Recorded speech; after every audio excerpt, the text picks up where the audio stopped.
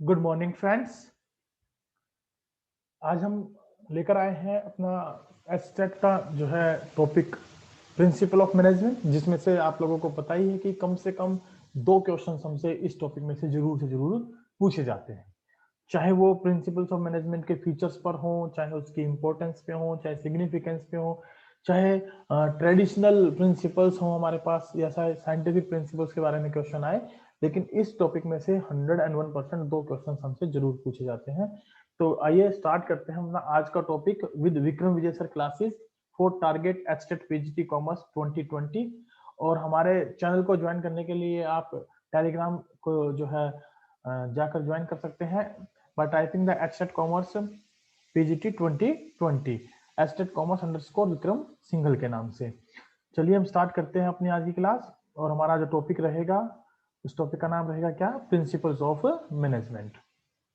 इससे पहले हम लोगों ने जो है डिस्कशन किया था nature and significance of management के बारे में। आई होप आपको वो चैप्टर यूनिट बहुत अच्छे से समझ में आई होगी। उस यूनिट में से भी हमसे एक क्वेश्चन नॉर्मली पूछ लिया जाता है सेट के अंदर।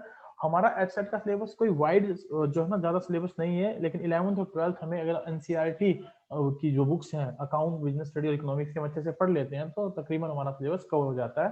तो आइए आज के टॉपिक में हम पहला टॉपिक रखते हैं, प्रिंसिपल ऑफ मैनेजमेंट क्या है, what is the meaning of or what is the concept of principle of management. So principle of management basically are broad and general guidelines for managerial decision making and behavior. What do you mean by making and behavior? Here decision making means जो decision लेने में करें, and behaviour means behaviour of the managers. Here you can write it, behaviour of the managers. जो managers के behaviour को regulate करते हैं उसे हम क्या बोलते हैं? Basically principles of management. So principle of management क्या है? Broad and general guidelines. ध्यान रखिएगा, ये ब्रॉड एंड जनरल गाइडलाइंस हैं जो कि सभी मैनेजर्स के लिए होती हैं, ताकि वो अपने डिसीजंस को अच्छे प्रकार से ले सके और अपने व्यवहार को क्या है जो है ना एक ऐच्छिक वे में, जो है ना वॉलंटरी वे में प्रेजेंट कर सके। Management principles are not rigid as the principles of pure science. और इस बात का पूरा ध्यान रखें कि जैसे हमारे साइंस के प्रिंसिपल्स होते हैं वैसे ही प्रिंसिपल्स ऑफ मैनेजमेंट होते हैं, बट ये रिजिड नहीं होते। रिजिड इन द सेंस कि that they are flexible, they are not जो है ना नॉट फ्लेक्सिबल। ये नॉट फ्लेक्सिबल नहीं है, मतलब फ्लेक्सिबल है, इनको आसानी से चेंज किया जा सकता है। They deal with human behaviour and thus these are to be applied creatively given the demands of the situation। और जैसे हमारी सिचुएशन होती है, जैसे हमारी मांग है पार्टिकुलर, जो हमारे सामने परिस्थितियां हैं उस परिस्थिति के अकॉर्डिंग हम इनको अप्लाई करते हैं। तो इन शॉर्ट आप समझें, principle of management broad and general guidelines है, ये रिजिड नहीं है, ये बेसिकली ह्यूमन बिहेवियर के साथ डील करते हैं और एज पर द सिचुएशन हम इनमें क्या कर सकते हैं? बदलाव ला सकते हैं। नेक्स्ट है इसके अंदर, management principles have gain importance with the increasing professionalisation of management. जो आज की डेट में अगर हम देखें तो मैनेजमेंट एक प्रोफेशनल वे में जो है ट्रीट किया जाने लगा है, मैनेजमेंट को एक प्रोफेशनल प्रोफेशन मानने लगे हैं लोग। तो इसलिए ये दिन प्रतिदिन इसकी इंपॉर्टेंस बढ़ती जा रही है, दिन प्रतिदिन इसकी इंपॉर्टेंस इंक्रीज होती जा रही है। नेक्स्ट है nature and features of principal of management. सबसे पहले हम बात करें तो ये एक जनरल गाइडलाइंस है। कैसी गाइडलाइंस है? General guidelines. These principles of management are guidelines to action. किसके लिए है ये? टू एक्शन, काम करने के लिए, but do not provide readymade strait jacket solutions और to all the managerial problems, since real business situations are very different or complex and dynamic and are a result of many factors।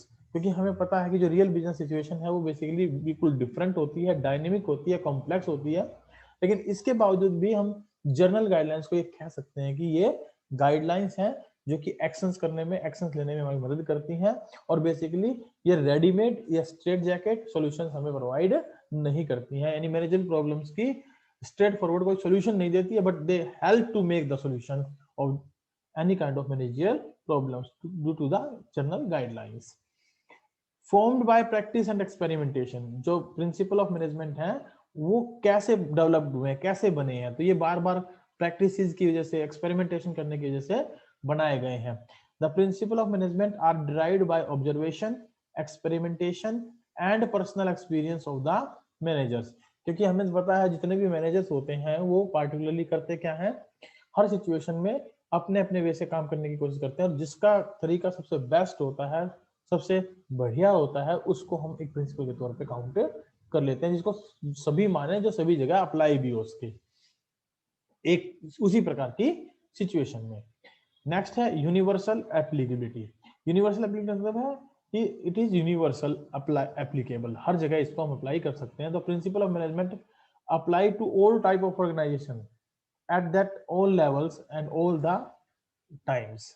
चाहे कहीं पर भी किसी भी वक्त किसी भी प्रकार के ऑर्गेनाइजेशन में ये प्रिंसिपल अप्लाई करने हो, हम इसको इजीली अप्लाई कर सकते हैं।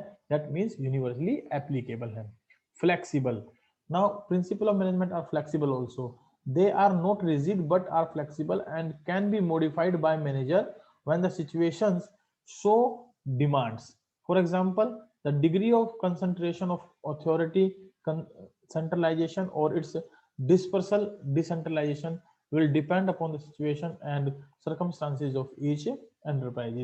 It means they are flexible, rigid नहीं है, flexible है। इनको as per the manager's requirement हम modified कर सकते हैं, as per the situation demand हम इनको modify कर सकते हैं।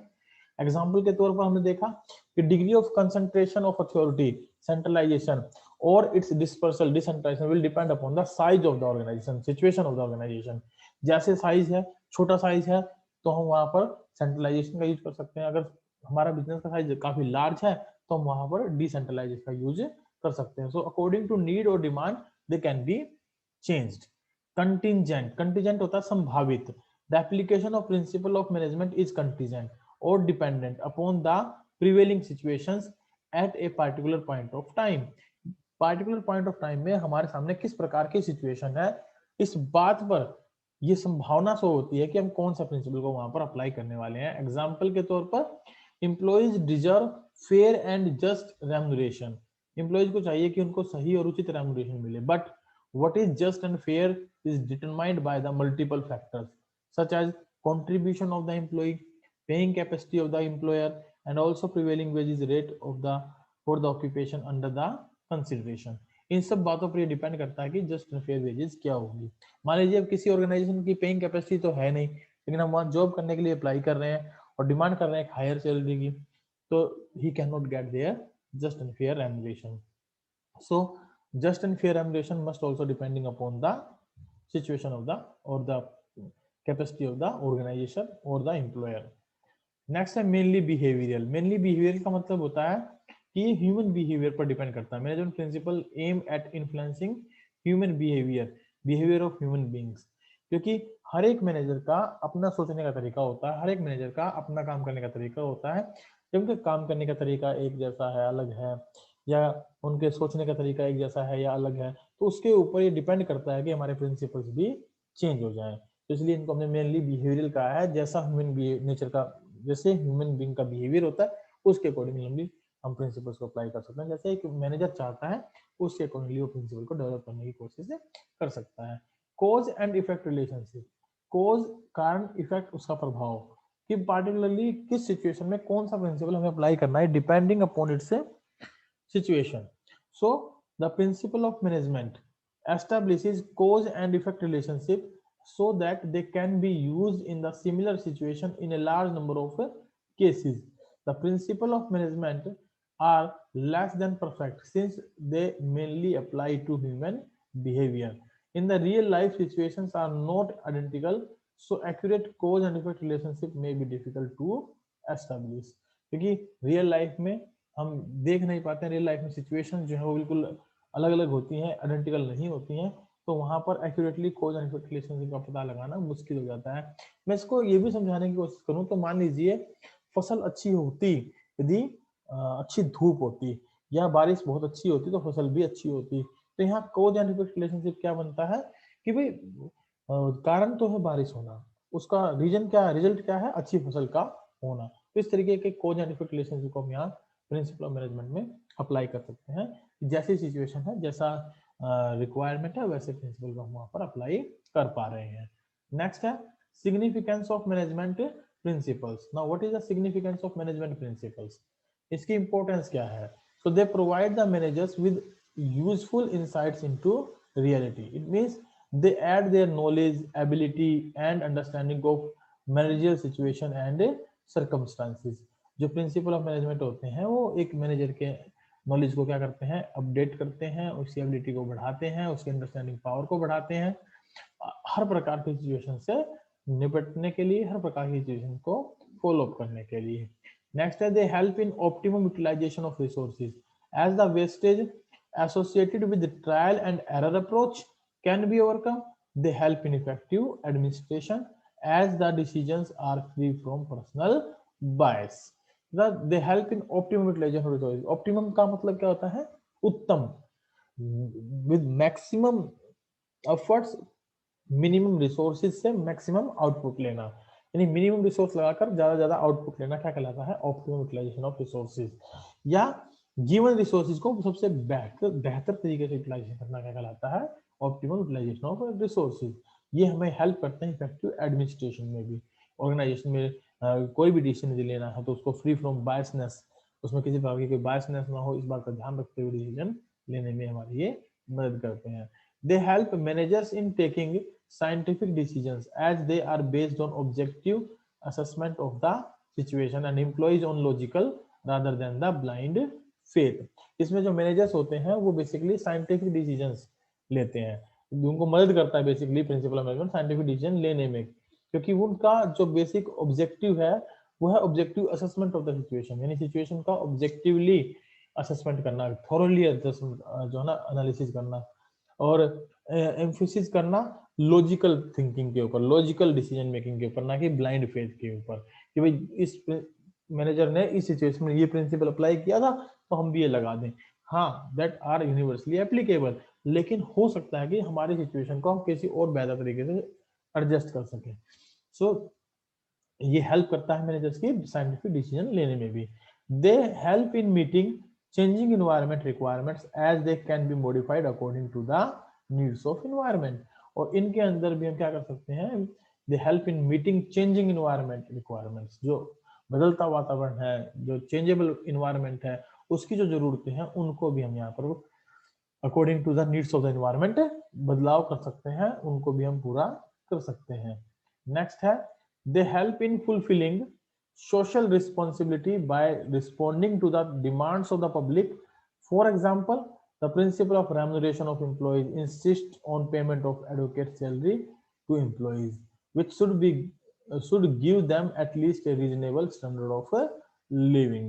जिनको इसका मतलब क्या है कि ये हेल्प करते हैं सोशल रिस्पॉन्सिबिलिटी को फुलफिल करने में भी, यानी कि मैनेजर्स के माइंड में ये पिक्चर सेट करते हैं कि वही जो जैसे प्रिंसिपल ऑफ रेमुनरेशन के बेस पर हम बात करें कि भाई उनको अगर हम अच्छी रेमुनरेशन पेड करेंगे तो उनका लिविंग स्टैंडर्ड बढ़ेगा ना, रीजनेबल रेट से उनका लिविंग स्टैंडर्ड क्या होगा, इंक्रीज होगा। तो they help to fulfil the social responsibility also.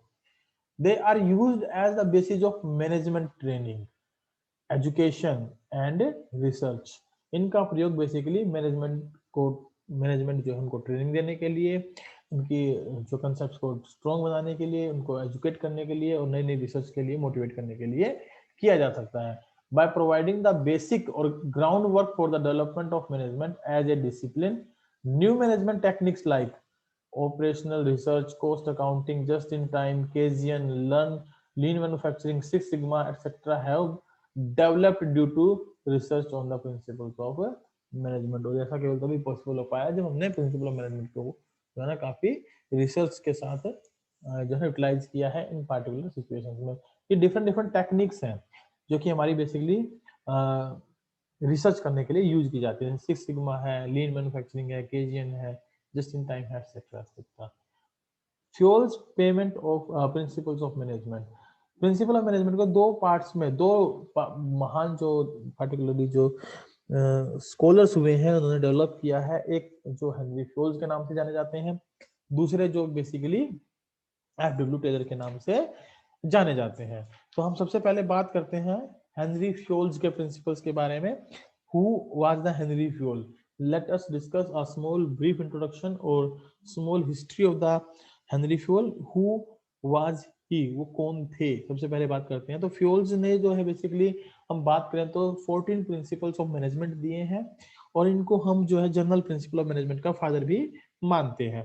Henry fuel का जो जन्म है वो 1841 में हुआ फ्रांस के अंदर, और उन्होंने अपनी ग्रेजुएशन कंप्लीट की किसमें, माइनिंग इंजीनियरिंग में।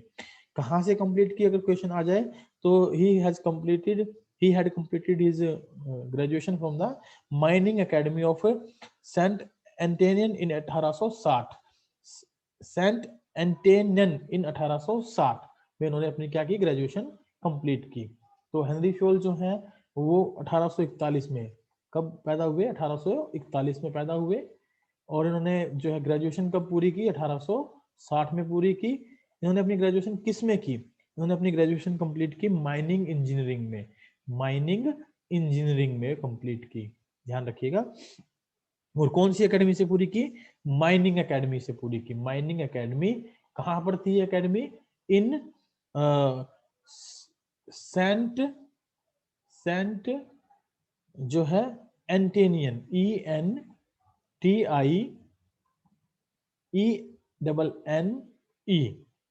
इन 1860।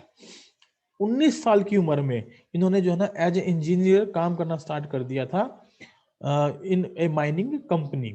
माइनिंग कंपनी में इन्होंने काम करना स्टार्ट कर दिया था, और 1888 ईस्वी में ये एमडी बन गए थे उस कंपनी के अंदर। क्या बन गए थे ये, एमडी। 1888 ईस्वी में हेनरी फ्योल जो है एमडी बन गए थे किस कंपनी के अंदर, जिस कंपनी में उन्होंने एज ए माइनिंग इंजीनियर के तौर पे काम किया। अगर कंपनी का नाम आपसे पूछा जाए तो कैंपेन डी कमेंट्री फोर्स बीन जो है कंपनी का नाम है, कैंपेन डी कमेंट्री फोर्स चैम्बिन जो है कंपनी का नाम है। वहां पर उन्होंने एज ए माइनिंग इंजीनियरिंग काम स्टार्ट किया। 1888 ईस्वी में वो उस कंपनी के क्या बन गए, एमडी बन गए थे, मैनेजिंग डायरेक्टर बन गए थे। At the time the company was nearly bankrupt. जब वो एमडी बने तो उस वक्त ये कंपनी नियर अबाउट किस पर थी, बैंकक्रप्ट होने वाली थी, यानी इसका दिवालिया निकलने वाला था, बैंकक्रप्ट होने वाली थी कंपनी। उस वक्त जो है ये इस कंपनी के एमडी बने, और उन्होंने अपनी मैनेजरियल एक्सीलेंस के आधार पर इस कंपनी को ना केवल एक बड़ी company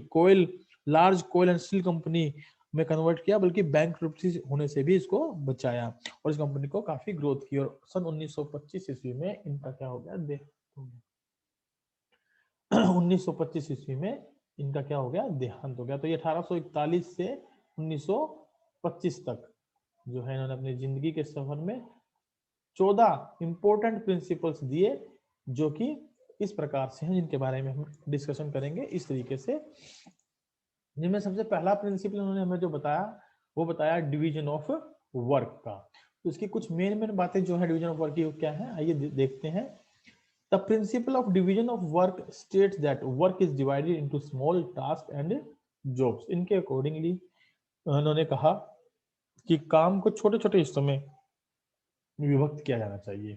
A trained specialist who is competent is required to perform each job. और हर एक वो व्यक्ति जो कि ट्रेंड है किसी काम को करने के लिए, उसको वो जॉब दी जानी चाहिए ताकि वो अपनी जॉब को कंप्लीट कर सके। Thus division of work leads to specialisation, ये इंपॉर्टेंट हमारे लिए, leads to specialisation. Division of work specialisation को बढ़ावा देता है। Results in efficient and effective output, efficient and effective output को भी ईमान जो है ना बढ़ाने में हमारी मदद करता है। For example, in a company there are separate departments for finance, marketing, production, human resource, and all of them have specialized persons, so collectively they achieve production and sales targets of the company as per the division of work. So division of work के accordingly basically क्या हुआ कि specialisation को बढ़ावा मिला, काम effective efficient तरीके से होने लगा, और सभी लोग जो कि ट्रेंड थे उनके इच्छा के अकॉर्डिंग उनको काम मिला, जिसकी वजह से काम में वृद्धि हुई, रिजल्ट्स जो है वो ज्यादा अच्छे आए। नेक्स्ट है authority and responsibility. Authority and responsibility के अगर बारे में बात की जाए तो अथॉरिटी और responsibility goes hand to hand according to Henri Fayol. There should be a balance between authority and responsibility. तो उनके अकॉर्डिंगली दोनों में क्या होना चाहिए, बैलेंस होना चाहिए। An organisation should build safeguard against abuse of managerial power. एक ऑर्गेनाइजेशन को इस प्रकार का एनवायरनमेंट करना चाहिए, बनाना चाहिए कि जो मैनेजमेंट है वो अपने पावर्स का अननेसेसरी फायदा ना उठाए, उनका बड़ा प्रॉपर तरीके से क्या हो, यूटिलाइजेशन हो, अच्छे तरीके से क्या हो, यूटिलाइजेशन हो। उसे हम क्या कहेंगे, अथॉरिटी एंड रिस्पॉन्सिबिलिटी का जो है बेसिकली एक पार्ट मानेंगे। At the same time manager should have the necessary authority to carry out his responsibility. Managers के पास उतनी अथॉरिटी भी होनी चाहिए कि वो अपनी रिस्पॉन्सिबिलिटी को अच्छे तरीके से पूरा कर सके। The manager should have the right to punish a subordinate for not obeying orders, but only after sufficient opportunity has been given to him or her for presenting his or her case। लेकिन कब? जब उसको हम properly क्या कर दें भाई, आजादी दें, प्रॉपरली इसको एक अवसर दें कि वो अपनी बात को स्पष्ट कर सके, तब हमें अधिकार है कि हम उसको पनिशमेंट दे सकें। Otherwise authority and responsibility standing that कि भाई दोनों चीजें साथ साथ चलती हैं, बिना ऑथोरिटी के रिस्पॉन्सिबिलिटी कैरी नहीं की जा सकती और बिना रिस्पॉन्सिबिलिटी ऑथोरिटी नहीं दी जा सकती। For example, a manager enhances the production target from 500 units to 700 units per month, but the authority to draw raw materials was not given to him. The production manager should not be blamed if he could not achieve the revised production target, and he should have the necessary authority to carry out the responsibility। तो ये क्या है कि मान लीजिए एक manager जो है वो क्या करना चाहता है, प्रोडक्शन यूनिट के टारगेट को बढ़ाना चाहता है 500 से 700 यूनिट, लेकिन उसको ये अथॉरिटी नहीं है कि रॉ मटेरियल को ड्रा कर सके। तो इसके आधार पर हम उस मैनेजर को ब्लेम नहीं कर सकते कि उसने जो है 700 यूनिट का टारगेट क्यों नहीं अचीव किया, क्योंकि उसके पास अथॉरिटी नहीं थी। इसलिए कहा जाता है authority and responsibility goes hand to hand. Now next principle is discipline. What is discipline? Discipline के बारे में भी बात की जाए तो ये क्या है? It is a obedience to organisational rules and employment agreement which are necessary for the working of the organisation, जो कि जरूरी है किसी भी ऑर्गेनाइजेशन में काम करने के लिए। It requires good superior at all levels and clear and fair agreement and judicious application of the penalties. इसमें जरूरत होती है हमें अच्छे सुपीरियर्स की हर लेवल पर, जो क्लियर और फेयर एग्रीमेंट डेवलप कर सके, बना सके, और जिनमें न्यायपूर्ण तरीके से इसको जहां पर हम पेनल्टीज को अप्लाई भी कर सकें। Workers and management both should honour their commitments towards one another without prejudice. और वर्कर और मैनेजमेंट जो है ना, वो इस प्रकार से एक दूसरे के जो कमिटमेंट्स को पूरा करे, एक दूसरे के कमिटमेंट की तरफ जो है क्या करे, इसको सम्मान दे। यानी अगर मान लीजिए मैनेजमेंट चाहती है कि वो ओवर टाइम काम करे, उसके बदले में उनकी सैलरी को में बढ़ावा होगा, तो उनकी सैलरी को इंक्रीज किया जाना चाहिए। और अगर वर्कर कहते हैं कि हम अपने काम को बड़े अच्छे तरीके से करेंगे, डेडिकेटेड तरीके से करेंगे, तो उनको अपना काम बड़े अच्छे तरीके से और डेडिकेटेड तरीके से करना चाहिए। For example, suppose management and labor union has entered into an agreement whereby workers have agreed to work overtime without any additional payment to revive the companies out of a loss. In return, management has promised to increase wages when this mission is accomplished. Here, discipline would mean that both workers and management honor their commitments without any prejudice towards one another, बिना किसी एक दूसरे की तरफ बिना किसी भावना के या सद्भावना के साथ ये अपने कमिटमेंट्स को क्या करें, पूरा करें, बिना किसी को एक दूसरे को ब्लेम किए या कि भाई मेरी वजह से हुआ है, तुम्हारी वजह से हुआ, ऐसा कुछ ना कहते हुए सीधे जो कमिटमेंट्स किए उनको फुलफिल करें। नेक्स्ट है unity of command. Unity of command is the principle of unity of command states that each employees in an organisation should receive orders from one superior only and he should be responsible to only one superior। और वो केवल एक ही superior के प्रति क्या हो, responsible हो।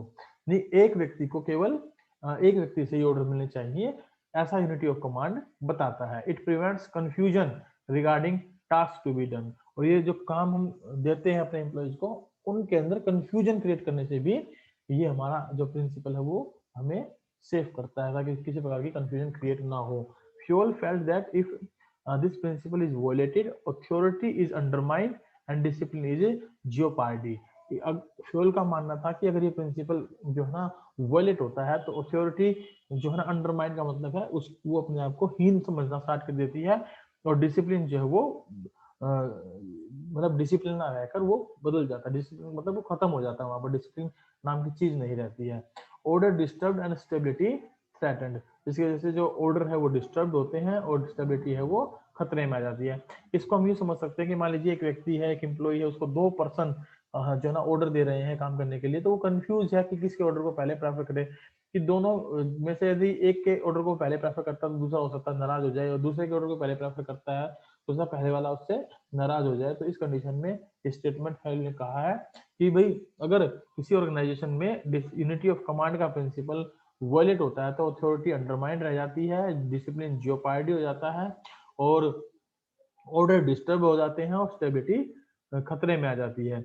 This principle resembles military organisation, ये जो पार्टिकुलर प्रिंसिपल है ये मिलिट्री ऑर्गेनाइजेशन को यहाँ डिनोट करता है। इसका एम क्या है? ड्यूल सबऑर्डिनेशन को रोकना, यानी कि एक व्यक्ति को दो लोगों से ऑर्डर मिले इस बात को रोकना। इम्प्लीकेशन क्या है? इट इफेक्ट इंडिविजुअल एम्प्लॉय, ये इंडिविजुअल एम्प्लॉय को अफेक्ट करता है।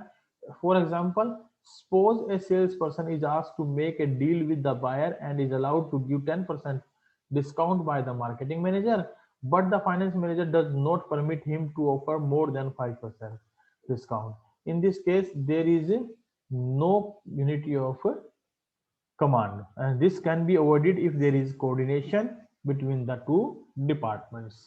तो आज के लिए हम अपनी क्लास को यहीं विराम देते हैं। आप यहाँ तक जो है अच्छे से इसको रीड करें। हमने ये फाइल जो है अपने टेलीग्राम चैनल पर डाल रखी है। मैं फिर से कहूँ, टेलीग्राम चैनल को ज्वाइन करने के लिए आप टेलीग्राम में जाकर सर्च कर सकते हैं एस्टेट पीजीटी कॉमर्स 2020 और विक्रम सिंघल के नाम से। वहां पर आपको हमारा टेलीग्राम चैनल मिल जाएगा और वहां पर आपको ये नोट्स भी मिलेंगे।